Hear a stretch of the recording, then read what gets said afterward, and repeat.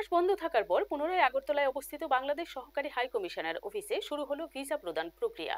২রা ডিসেম্বর ২০২৪ সালে আগরতলায় অবস্থিত বাংলাদেশ সরকারি হাইকমিশনার অফিসের সামনে একটি অপ্রীতিকর ঘটনার কারণে অনির্দিষ্টকালের জন্য বন্ধ করে দেওয়া হয়েছিল ভিসা পরিষেবার কাজকর্ম।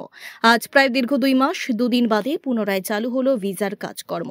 এ বিষয়ে বিস্তারিত জানালেন ভিসা নেওয়ার জন্য আসা লোকজনেরা। অনেকদিন তো বদ্ধ ছিল, অনেকদিন বন্ধ ছিল। আজকে পুনরায় খুলেছেন, মানে কি কি উপকার হবে বলে মনে করছেন? আবার পুনরায় কি কি উপকার হবে আপনার যারা বিশাল এটা তো অবশ্যই, যেহেতু ওখানে আমার বাপের বাড়ি আছে, ওদের সাথে যোগাযোগ করতে পারতেছি না, দেখতে পারতেছি না, এই জন্য ওদের ভিসা ছিল না, সেই জন্য এখন ওদের ভিসা লাগাতে পারছি, আবার যেতে পারবো টেকনাফ বাপের বাড়িতে। আসার মূল কারণটা কি, কি কারণে কেন এখানে আসলে? আমি এখানে ভিসা জমা দেওয়ার জন্য এসেছি। তো আমি বাংলাদেশ যাওয়ার খুবই ইচ্ছা। তো আমার ওখানে মামা একটারা থাকে, তো ওখানে যাবো আর কি।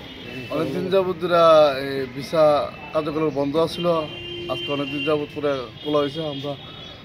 আমরা ভিসা নেওয়ার জন্য অফিসে আসলাম, অসংখ্য আনন্দ লাগলো যে আজকে আমরা এইগুলি ভিসা পেয়েছি, অনেক আনন্দ লাগছে।